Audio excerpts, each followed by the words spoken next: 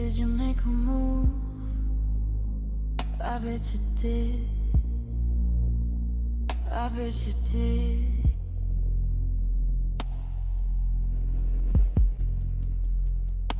You think you're slick, think you're cool, but you're a fool. You better listen to me.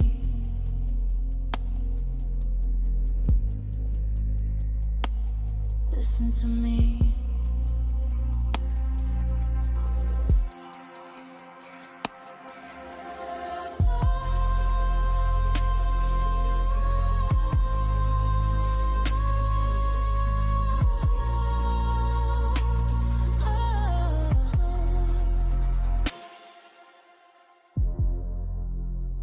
I have a feeling you don't wanna know what she'll do to you.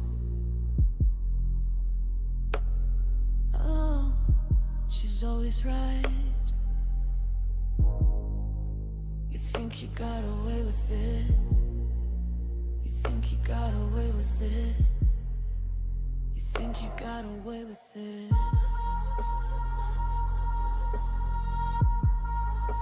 You think you got away with it.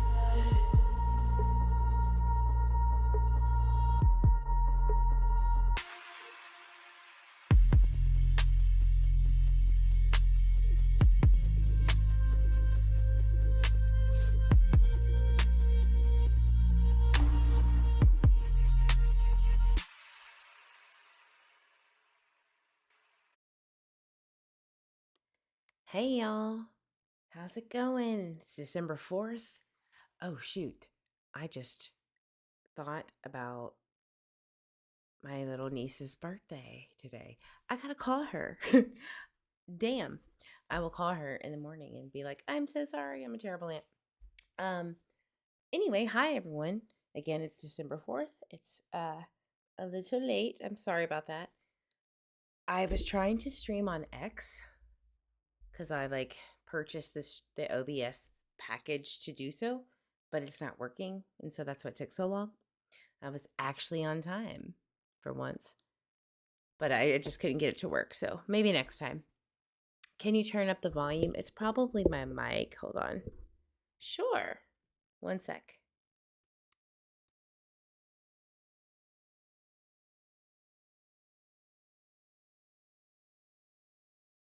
Is that better?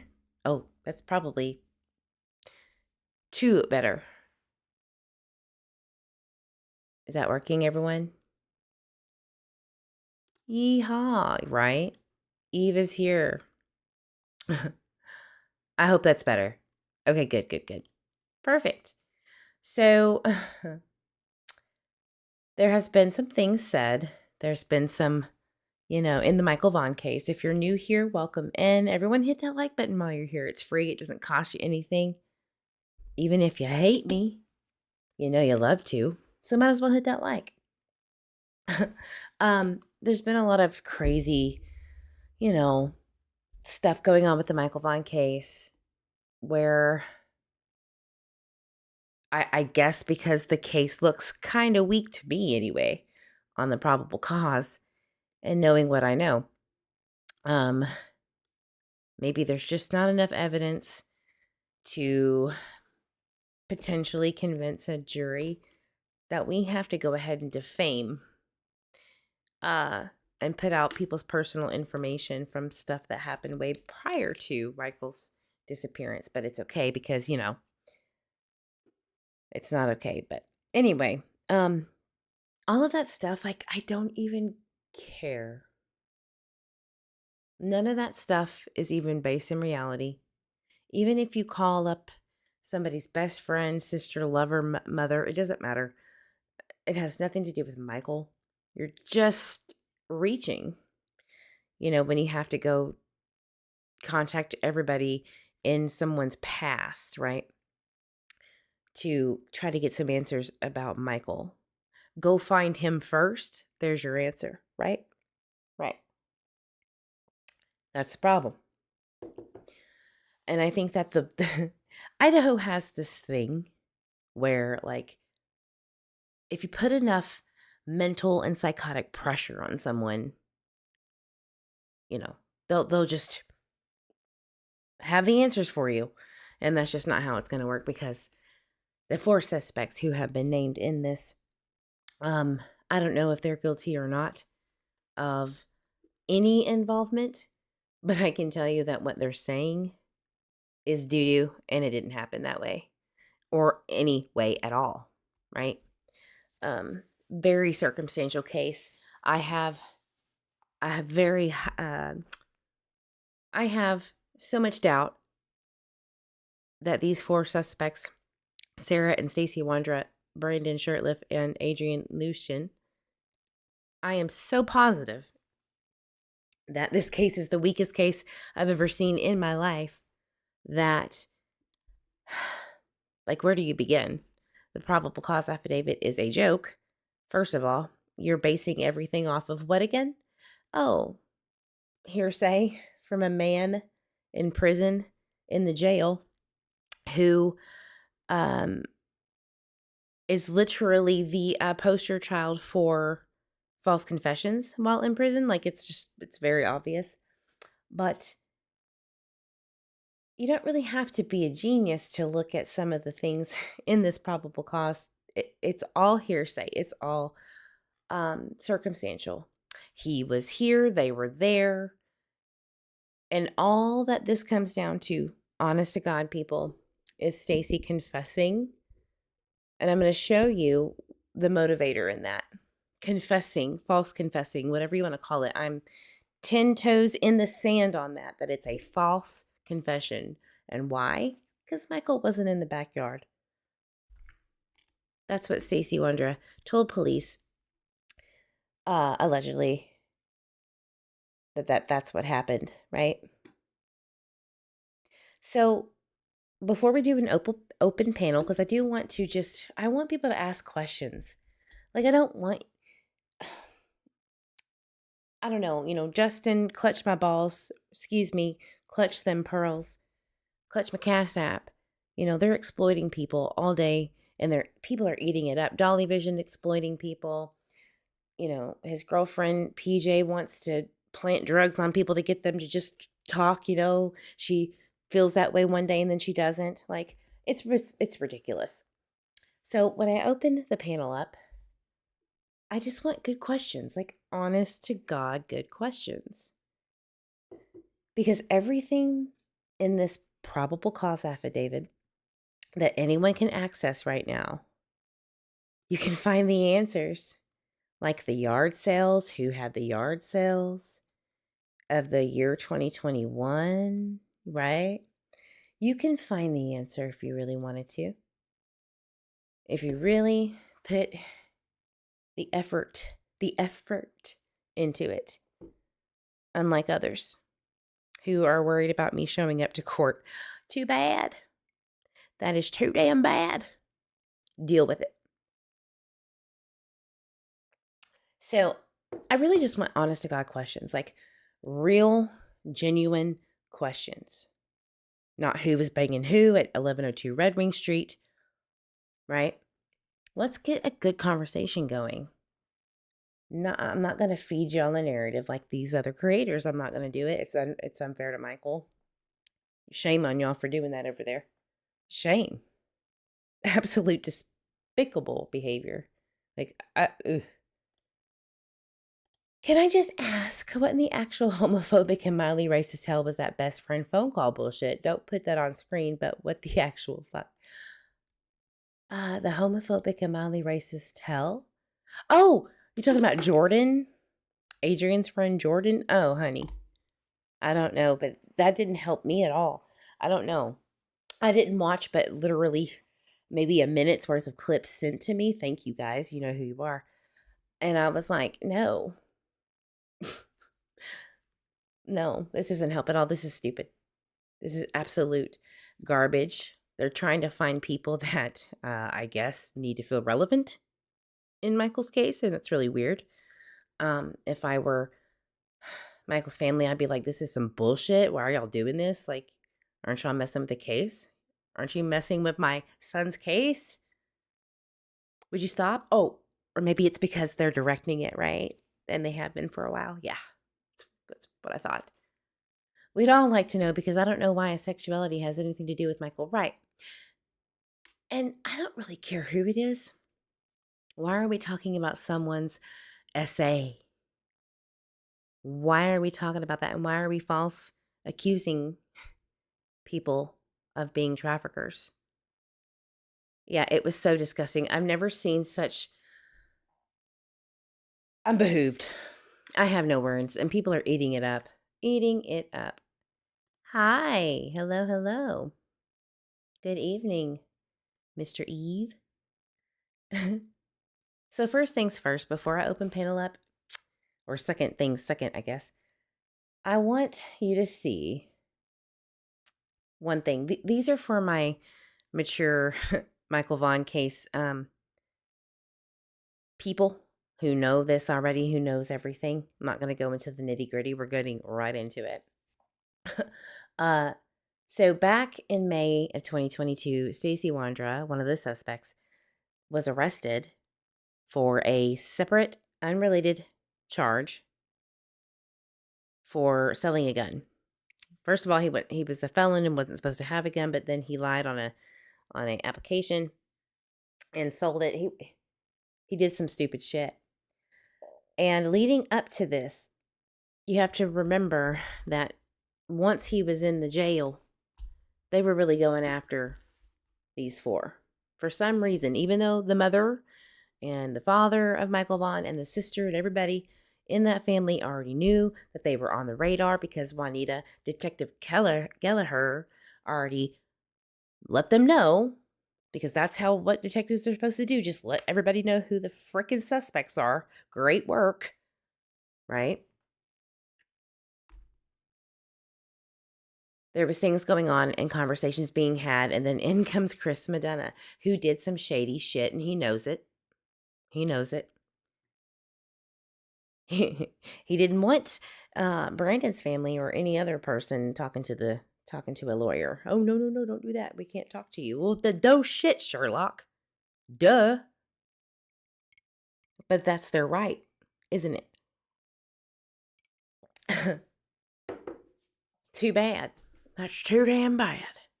Right? Welcome in, yes. And thank you so much for supporting my beautiful wife. Thank you. And our beautiful family. We do have a good looking family. I love it. And we love you too, Miss Reeve. Yes, hit that thumbs up. It's not hard. You just hit it and that's it. And you quit it. So before we get into good questions, you can call in, you can put it in the chat, it doesn't matter. Either way, I want everyone to understand something. So Stacey was in Washington County with Sarah in May of 2022. She was arrested a month earlier for throwing a dog bone, wham, hitting Tanner Butler in the back of the ear, and he went, ow, ow, I'm a little bitch. I'm going to call the cops. It kind of makes me think he was planned. He was set up to do that because, they have people, they have family that knows everybody, especially, the aunt that works with the prosecutor over there. But anyway, Tanner Butler comes over and she assaults his ass, and she goes to the jail. And so they're in Washington County Jail together. So after 3 different public defenders getting dropped, here comes Thomas Monahan. Thank God for him. He comes in on the unrelated charge regarding Michael. This is just the gun charge, federal case. Looky here at the dates. It's very interesting what happens during these dates. And I'm wondering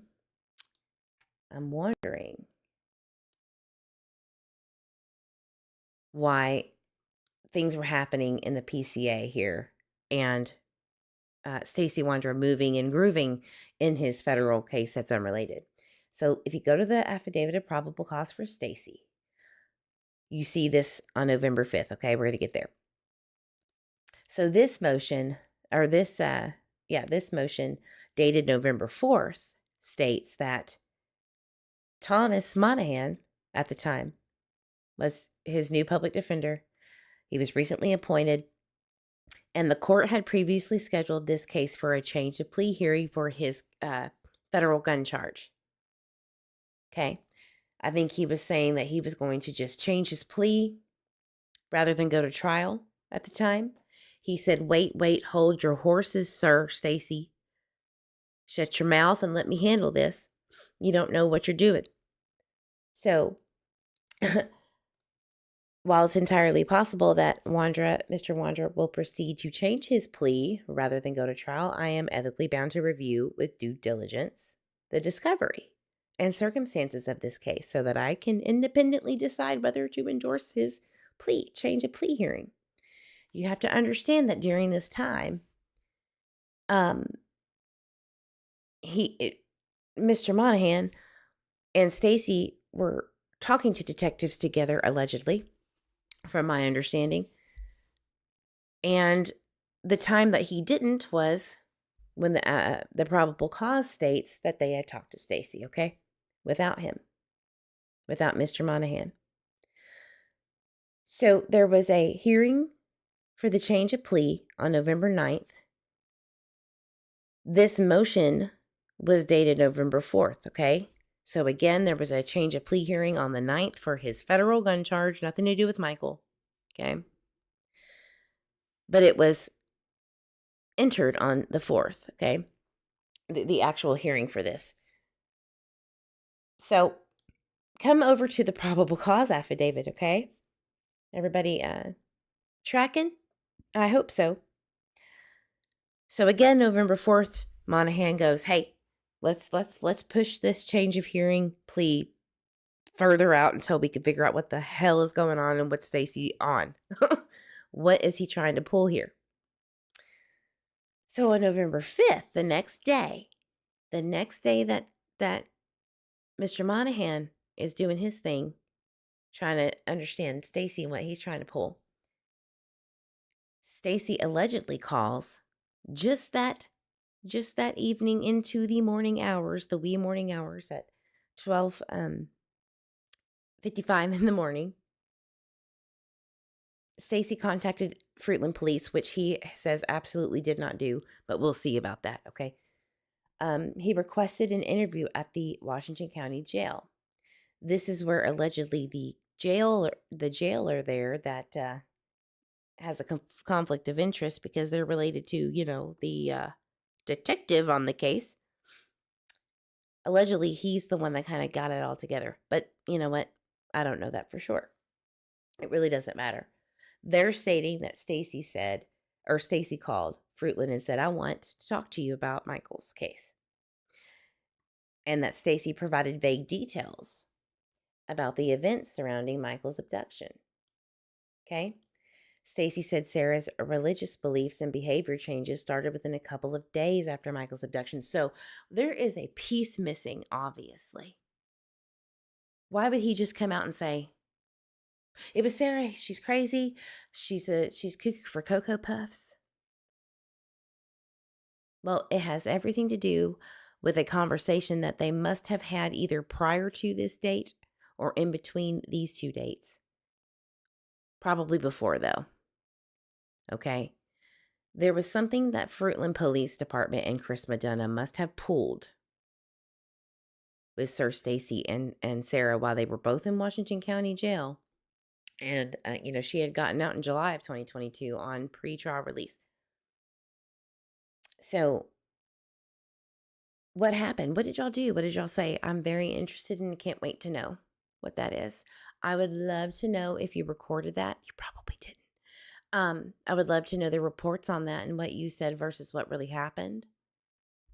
I wonder if they were recorded. I bet they're not. It would be great to know if they are. That'd be awesome. We'll see, guys. We'll see, because there was a motion filed in Stacey's actual charge, the murder and kidnapping charge, which I will show you here momentarily.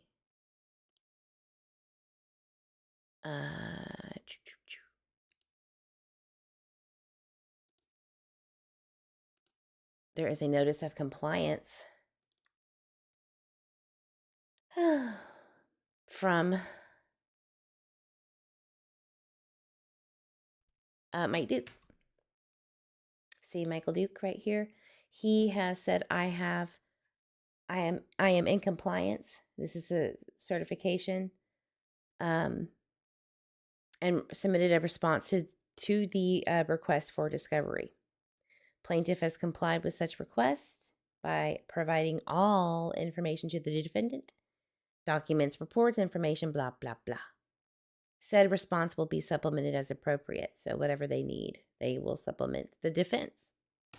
There you go. So defense is in. And I'm sure the defense, or excuse me, evidence is in for the defense to review. And I'm sure that will be meticulously looked through. I am sure of it. I hope so. But there's a missing piece here, guys. There's a missing piece between when, police talked to Sarah and Stacey. I would assume in April and May. Now you have to understand that Stacey was not in jail for at least a good 3 weeks, while Sarah was, for her federal charges for hitting Tanner. Not necessarily hitting Tanner, those were all dropped, but it was the federal gun charge she picked up for trying to hide that gun in that purse, right? Because she threatened Tanner with it, the victim or whatever. So what happened on November 10th? What happened in between those dates? Well, I'll tell you. For some reason, because that change of plea hearing on November 9th didn't work out, that was pushed through. I think it was pushed out until, I want to say January, and then it got pushed out again. So not until after, 2022. It was in 2023 sometime. But Stacey, I guess, couldn't fucking help it for some reason and wanted to speak with Fruitland Police detectives. But something must have happened. Something must have happened. And I don't trust the memory of Stacey Wondra.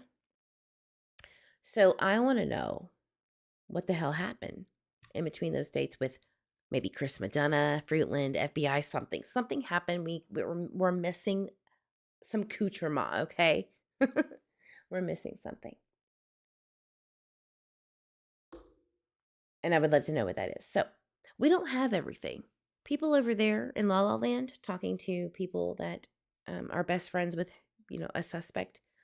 What is that going to do?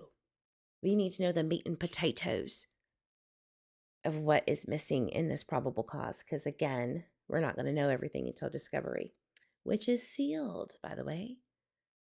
A lot of motions to seal records. And as appreciative as I am for that, because I'm sure that my phone calls with Stacey are part of that, State has concerns that the public listing of phone numbers would be highly objectionable to a reasonable person. Yeah, that would suck, but it's not really hard to find someone's phone number these days. But I don't know if they're trying to protect everyone, to be fair, because it's the law, or people that are harassing Stacey in the jail. In the jail. So I just wanted everybody to keep that in mind. There was something that we're missing in the federal court case back in 2022, and what happened allegedly in this probable cause, which is a bunch of crap. It's a bunch of crap. That's just my opinion. I don't believe it. I believe that it's full of holes and it's full of nothing, and it's just hearsay and circumstantial. Where's the forensic evidence? We got to wait and see if there's any at all.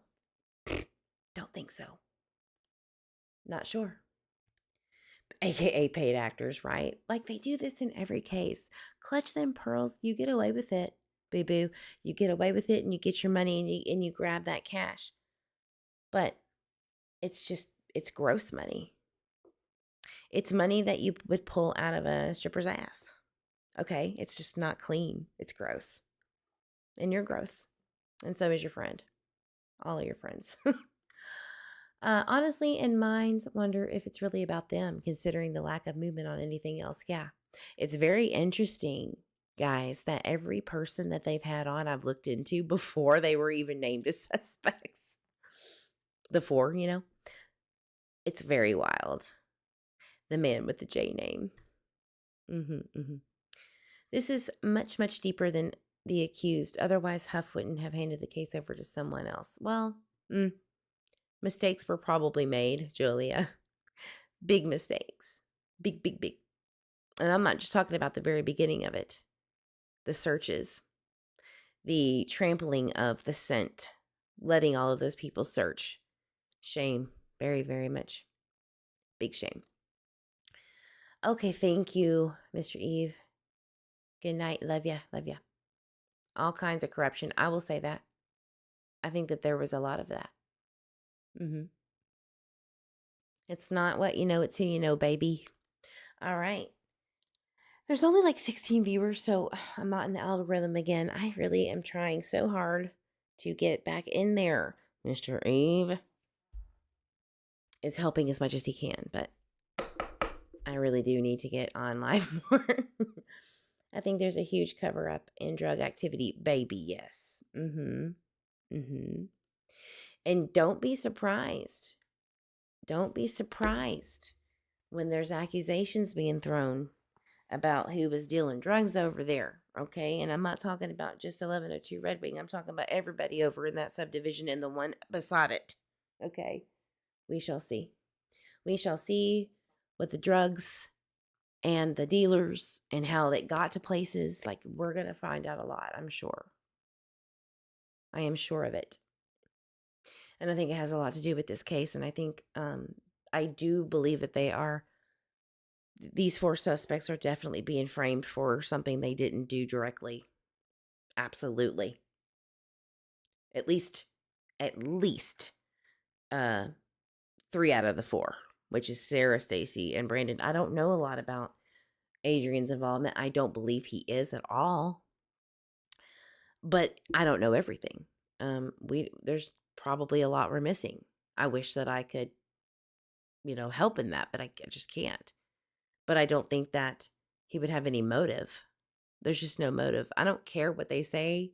I don't care what Stacey said, what he allegedly confessed to, because I think it's a false confession. Absolutely.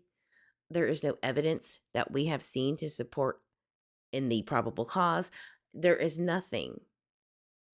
Even if you try to put Alexi out there, the gang people, like Clutch My Balls and Samantha from PNW Missing Cases, they have fell for the crazy over there, the crazy PI lady who is feeding them all of this bullshit about the Pope twins and like stuff that you may not know about here. That's for damn sure, because there's nothing to talk about with those people. I have vetted that. The police have told these people they were literally cleared. So there's that. Like, I don't know what they're doing over there. It's really sad. It's really sad. And the searches. Okay, let's talk about that really quick. The searches. Everything that I have said on this channel about the searches came from literally the mother. What she either heard, misheard, whatever. She has stated that the scent transfers. Your scent transfers. And so there was a lot of talk about, Michael's scent being carried over to the hill by near the the river. And then it went the other way. Then it was the opposite way. And so you do realize those things will be in question. Those things that have been said publicly will be scrutinized. So just because the detective puts it in the probable cause affidavit that live scent tracking went from Meadowlark to Stacey and Sarah's home at 1102 Red Wing, like that's all of those things that were allegedly heard by law enforcement to her, to Brady Neal Vaughan, is going to be scrutinized. So maybe that's why they said don't speak, please, online, and she did it anyway.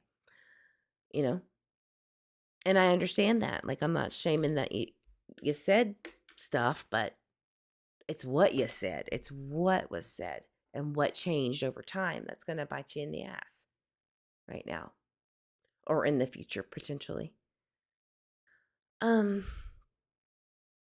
People have gone over this PCA as though it is clear as day. It is not. I know, right? I'm so like Nate Eaton.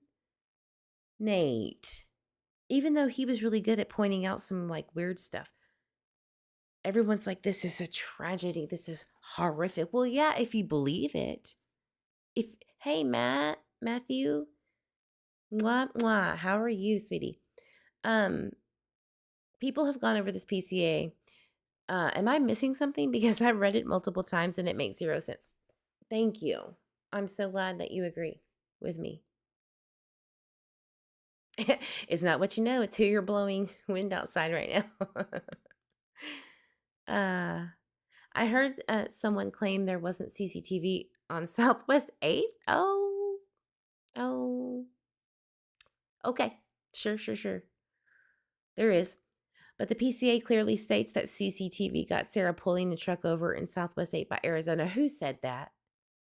Girl, did your girl Samantha say that? Because she would say some stupid shit like that. That absolutely is in the PCA. Absolutely. It's in the very freaking beginning of that. Let's see. Stacey provided 2 reasons why they stopped in the GMC at the corner of Southwest 8th. To put, to put power steering fluid in, and so that Brandon could check to see if Michael was still alive.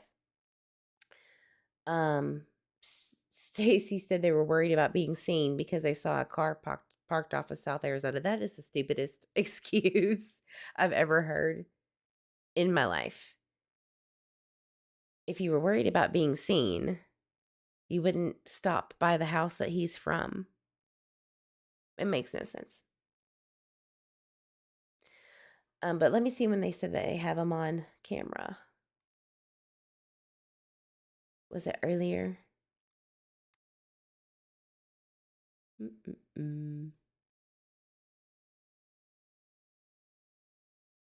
Okay. Sarah, Adrian, and Brandon returned to Fruitland at these times. And then surveillance footage shows Sarah driving the maroon baby. Samantha, you dumb broad, look. You dummy. Surveillance footage shows Sarah driving the maroon GMC pickup as she drove out of the neighborhood at 7:08.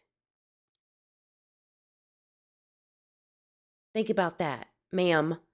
Surveillance footage shows Sarah driving this pickup as she drove out of the neighborhood. Stacey has been identified as the front passenger, and Brandon was the driver's side rear passenger. But they don't know who the white Honda Pilot driver is, huh? You're a fucking liar. Y'all know over there at Fruitland. Y'all damn well know. Sarah, Stacey, and Brandon's phone data showed they were co-located as they left the neighborhood. They're on footage. They're on camera. They're on CCTV. Okay.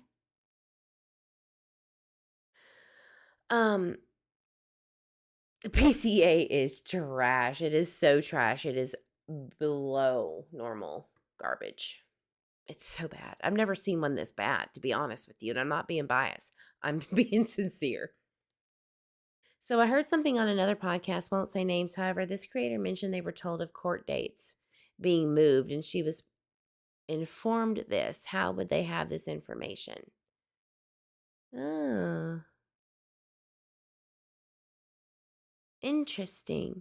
So either they're listening to evidence, they're listening to, and Juanita has shown the mother of Michael Vaughan evidence all the time. Like, I have proof of that at least it was alleged. So it's either that or it's Lynn's bitch ass or a mole in my Discord. It's one of those. That's it.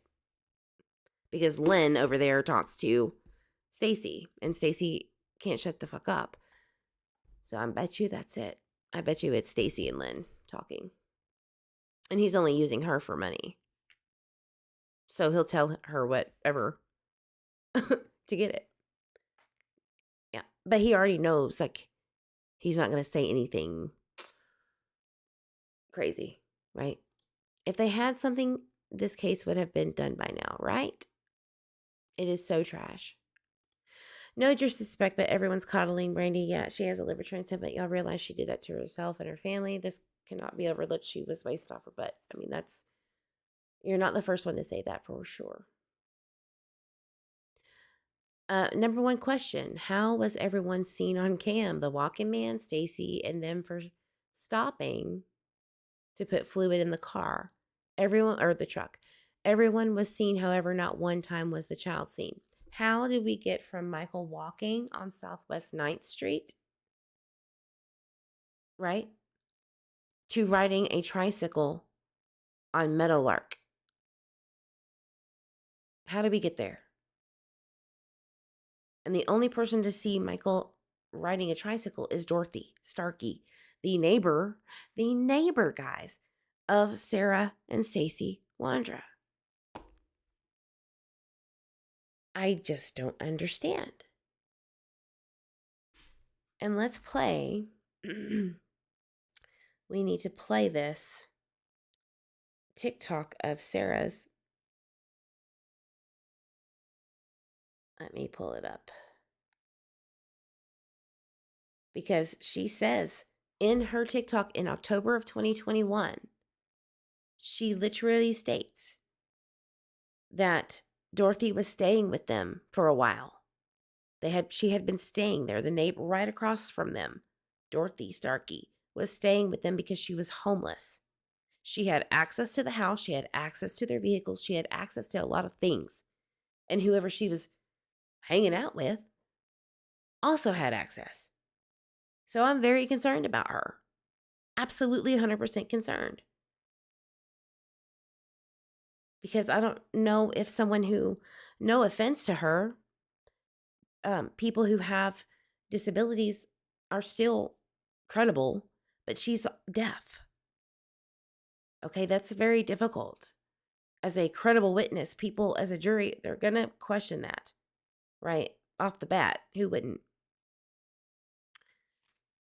Not that her eyes, there's nothing wrong with her eyes that I know of, but she's still like, it's a perceived bias that people have. It's just the way it is. Not for me. But you know what I mean?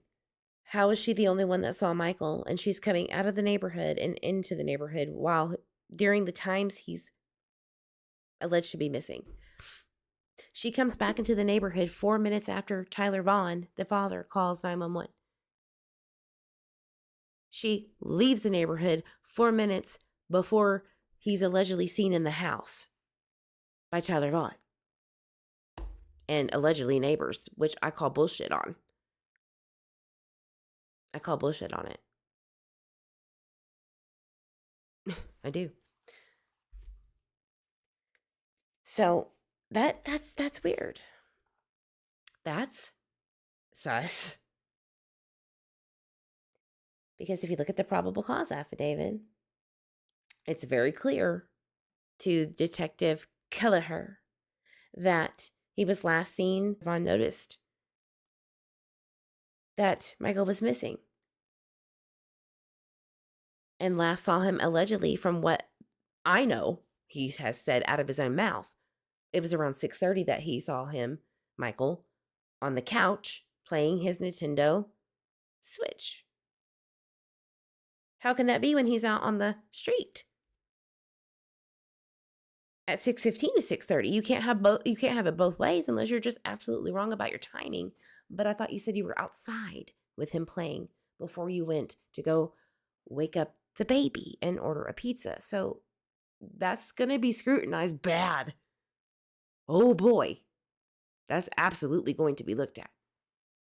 Especially the siblings too, you know, and what they allegedly saw. Which we know the older sister did not see Michael after she got home from color guard at 4:30 p.m. 4:45, whatever you want to call it. So that's going to be rough. That's going to be a rough one. And I feel for them. because they're going to have to testify for that.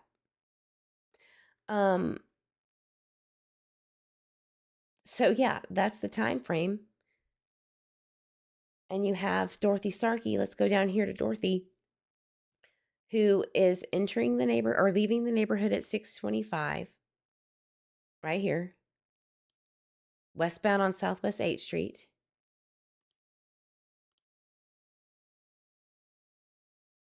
I'm sorry, I always get this backwards. Dorothy is seen on surveillance videos coming into the neighborhood, westbound on Southwest 8th Street, at 625, and then left the neighborhood at 725. Like, that's the time frame of him being allegedly last seen by neighbors on his street.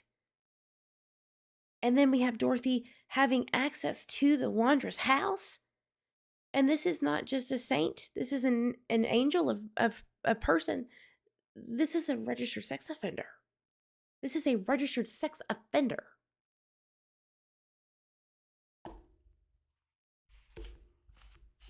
Who had access to their house, who was homeless, who literally had the car that Sarah and Stacey had prior to Michael even going missing, had a vehicle that they sold to her.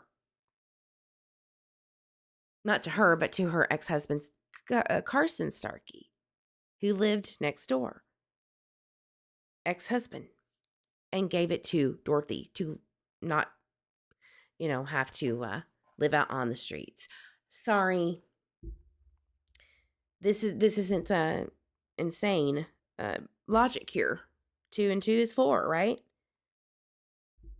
So I'm just concerned. I have concerns about that. I do. Wouldn't you?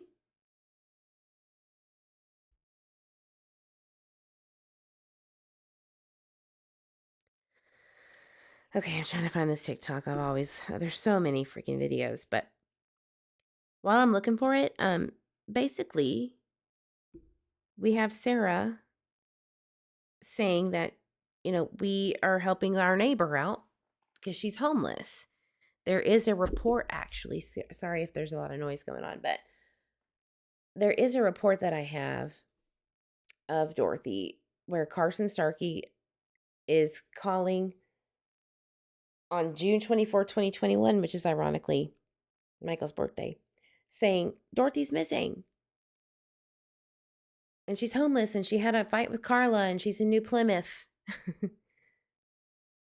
Which I don't know where she's staying, but they find her and they're like, we're just checking on you. Carson's scared, nervous. And that's when she starts to stay with Sarah and Stacey. And I think, honest to God, she had been staying off and on for a while.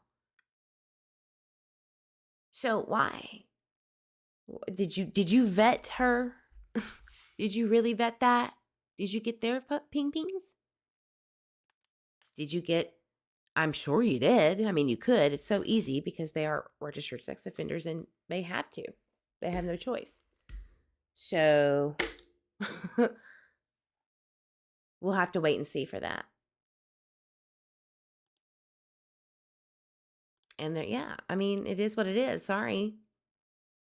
What about the lady whose door Michael knocked on?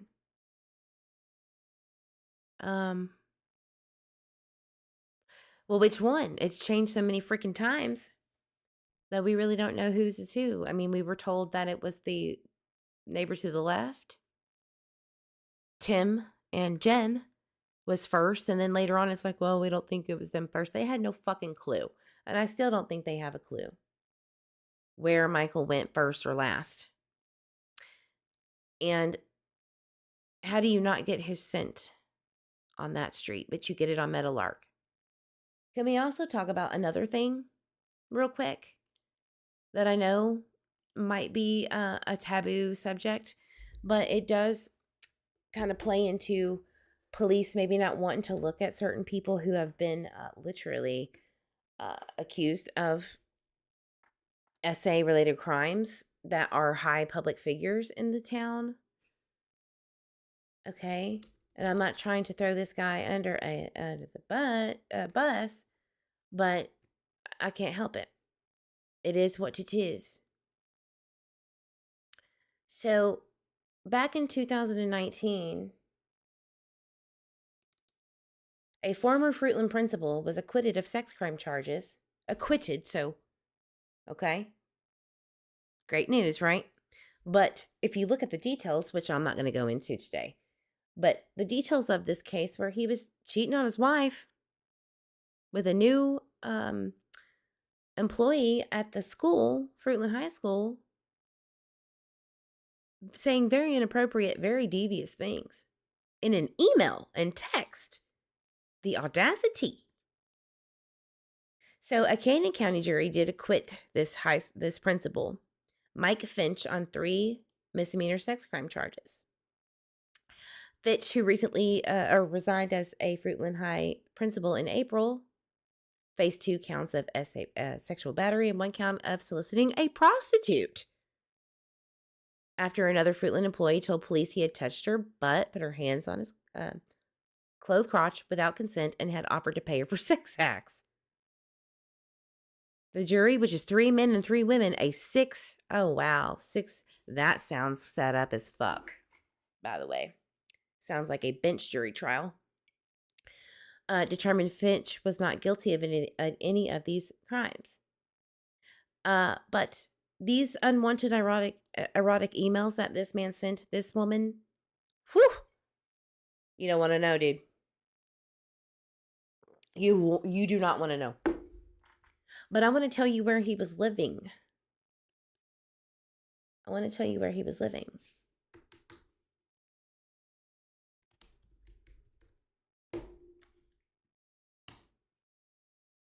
It makes me mad. Because his scent, Michael Vaughan's scent, which Brandy did walk and put flyers here, okay, at some point while this tracking situation happened. And it started here. And here is the Wondras home. That Mike Finch principal lived, let's just say, on one of these houses. Okay. Where his scent started, his live scent started and allegedly ended here, which I call bullshit on. But that's sus. That's strange. So, like, we're going to have to wait and see. We're going to have to wait and see how good they vetted that. We're going to have to see. I'm seeing reasonable doubt in the future here. Okay? Just because the walking man is Brandon Shurtleff, allegedly, and I don't believe that for a freaking second. I thought that they said that the walking man wasn't a person of interest. They just wanted to talk to him. And just because you don't want to talk to police because you have a warrant or two, and you've already spoken to police and you're good, doesn't make you guilty of a crime either. And it's so strange that they're saying that it was Brandon walking all the way around and back to the Red Wing address. At the same time, Tyler Vaughan said he was doing that. Roughly. And the mother saying the same thing. So are they pinning it on people that they think, like, is law enforcement or is Detective Kelleher one-sided on this? Or are they right? We'll have to see. I don't believe it for a minute. I would not be shocked. Guys, if this trial doesn't even make it to trial. I would be freaking shocked. It depends on how the judge, and we're watching you, Judge Lee, we're going to watch those motions. Because if you're going to try to Beverly Cannoni your way through this, baby, no. It's not going to work. Be fair and impartial like they say to do. Like your oath states you will do. But we'll see. I would be shocked if it goes past a few months from now. We'll see. There's nothing that you could slander or use against these people that are going to fix that. If there's no evidence, there's no evidence of a crime. You don't get charged. You don't get, it's very unlikely that you will be successful in framing someone for a crime they did not commit when there's literally no evidence to even set them up with or on. So I just hope that if they are, in fact, any way, shape, or form guilty of anything, you're gonna have to provide the proof forensically, not circumstantially. We'll see how it goes. I know, but it's not really plausible without Michael being seen on camera. Right. How did Michael get, per Dorothy Starkey, okay? We have a very big missing piece. How did Michael Vaughan get from Southwest 9th on foot? How did he get from there to Meadowlark, where Dorothy Starkey said she saw him? Right here. How does he get from this street right here all the way to here? How does he get there? How does he get there? With a tricycle now involved. How? And not being seen. And I'm sorry, you can take away the Google Maps all you want to. The screenshots are already gotten from 2021. So there's that. You can try to hide it. You can't. There were cameras, baby. Absolutely. See how this September 25th is the only one? But if you go up one on Google Maps, September 2021 was here. It was also here just a little while ago. But now it's not, because it's evidence. They said take it down. Maybe it's because this has something to do with it right here. This little hole. It does. And I'm sure. Allegedly. But there were cameras in 2021 on some of these. So don't get it twisted. There were absolutely ring door cameras.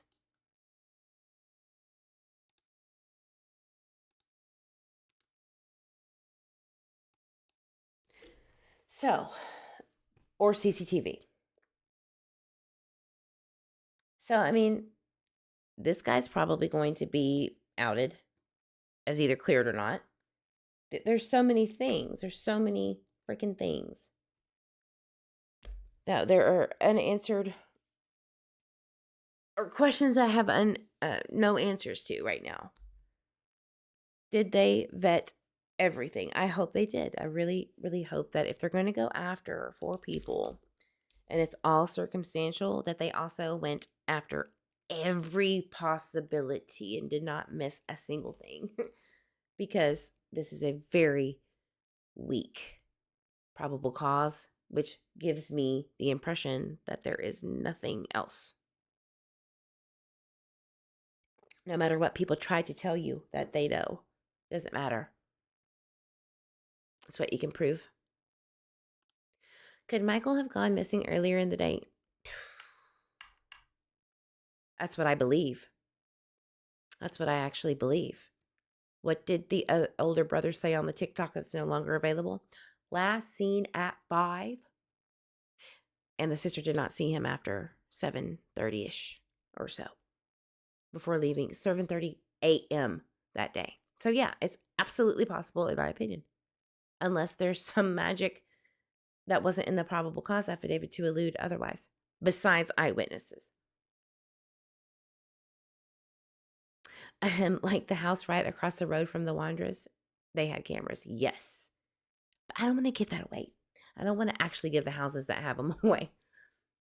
So if he wasn't seen on any camera ring doorbell, does that mean he never left? Not on foot. It must have been on by car. Did they pick up scent on his road and it just abruptly stopped? That would mean he left in a vehicle. But why would someone drop him off over at the freaking Meadowlark and Red Wing? It doesn't make any sense, and it's crap to me. Which is reasonable doubt. That's all you need. Right? I don't know, but Tyler sure likes to hang out in his chair in the shop all day. Well, it could be that's where they do things. Yeah? That's where they do things. All right, guys. Well, I have rambled on enough. It's been an hour. I really don't think I needed to open up the live panel because I only have a few people here, which I'm so grateful for. But I just have this feeling, guys, that this is going to be a very it's either going to be a very short trial that never makes it to trial, actually, or it's going to be the biggest scandal. That's just how I feel. The biggest scandal, because there are certain people being accused of horrendous crimes that have had enough.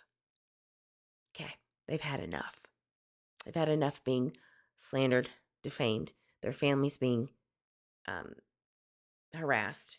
I don't give a fuck what anybody else is going through. You just don't do that. You're handing the case over to fail. Period. And I think people know this and they don't care. It's giving histrionic. It needs to stop for once and for all. So we'll see how that goes. Just wait. Just wait. Brandon Shirtley has been released from Canyon County Jail. And people weren't expecting that because they didn't do their research and realize that he had done some extra days over in Kootenai County when he was transferred to Canyon. So they gave him that credit. So if you would have done your research, you would know over there that today would have been the day that he got out. But I don't think anybody knew. So it would have been hard to know that. Hi, Mar. Good to see you, love. Good to see you. Yes, please do. It's not going to make a lot of sense for anybody that's not followed this case thoroughly, but for those who have, it'll make a little bit of sense. I have been very busy. I'm very tired. I've been on antibiotics too for the last week and a half.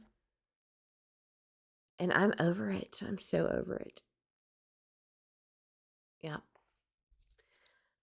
Educate yourselves on law and corrupt cases, people, instead of getting drunk and high and alive listening to someone ramble till they pass out. Amen, sister. I think that's a great note to leave on. Words of wisdom. Much love to you, everyone.